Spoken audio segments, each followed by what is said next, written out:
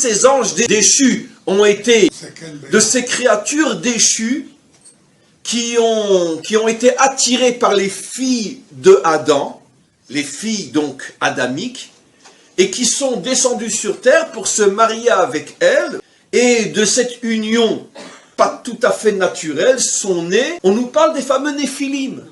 Vous avez tous lu l'histoire des Néphilim, qui sont devenus d'une certaine manière les dirigeants du monde, et ceux qui vont être les dirigeants, puisqu'au départ ce ne sont pas des humains, simplement qu'en descendant dans ce monde, ils ont été obligés de se vêtir de l'habit qui permet à une énergie de vivre dans ce monde. De la même manière que quand je rentre dans l'eau, si je veux y rester longtemps, je suis obligé d'amener avec moi des appareils qui vont me permettre de pouvoir rester sous l'eau. Sinon je vais mourir, car ce n'est pas mon monde. Si ces anges déçus ont été déchus, déçus et déchus, vous allez voir, ont été descendus dans ce monde pour y rester, malheureusement. Il fallait donc bien qu'ils reçoivent un corps qui fait que quand on les rencontre, leur permettent de vivre dans un monde qui n'est pas le leur, selon leur nature première. Et c'est la raison pour laquelle on les a revêtus d'un corps qui fait que quand on les rencontre dans la rue, on a l'impression que... Et donc, Bekitsur, une fois qu'ils sont devenus, ils sont descendus sur terre, et qu'ils avaient un habit comme vous et moi. Les Néphilim possèdent plusieurs appellations en fonction des religions et des croyances. On les retrouve dans plusieurs livres saints, quelle que soit la culture.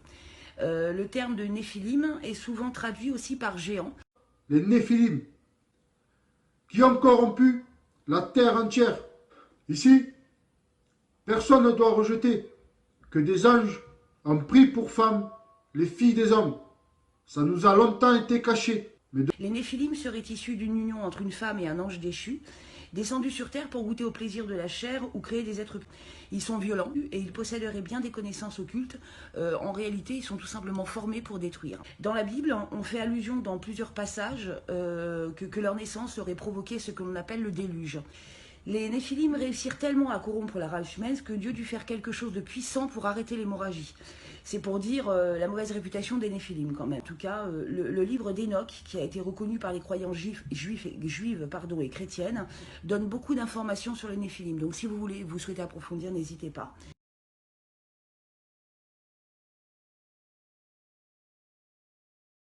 Enoch nous présente cette partie-là de Genèse 6 au verset 1 à 4, en nous dévoilant l'identité des fils de Dieu qui seraient alors des anges déchus. Le diable lui-même aurait utilisé ses enfants, d'après le Nouveau Testament, pour continuer à contourner les humains du droit chemin sur terre. Les femmes avec lesquelles les anges se sont unis, ces femmes conçurent et enfantèrent des géants, appelés aussi les Néphilim, beaucoup plus tard, dans la Torah, pour définir ce mal, ces êtres impurs. Le mot Néphilim pourrait signifier ceux qui sont tombés, qui fait allusion à leur origine, leur père, les anges déchus, qui ont abandonné leur habitation, leurs conditions d'origine. Ces anges déchus, dont l'apôtre Jude nous en donne connaissance, de ceux qui sont tombés, qui sont les anges déchus, les pères des Néphilim, ceux qui font tomber dans le sens de ceux qui corrompent les âmes des hommes, que le géant dévorait tout ce que le travail des hommes pouvait produire, et il devint impossible de les nourrir. Alors ils se tournèrent contre les hommes eux-mêmes, afin de les dévorer, et ils commencèrent à se jeter sur les oiseaux, les bêtes, les reptiles, les poissons, pour se rassasier de leur chair et se désaltérer de leur sang. Des créatures sanguinaires. Les livres d'Enoch nous rappellent toute la grande corruption sur la terre qu'ont commis ces rejetons, ces enfants, de l'union entre les anges et les filles des hommes. Une race impie, violente, en chair et en os. Ils sont la cause du déluge. On ne va pas revoir tous les fragments sacrés du livre d'Enoch sur la corruption et les abominations que ces créatures impures ont fait sur la terre. Ça serait trop long.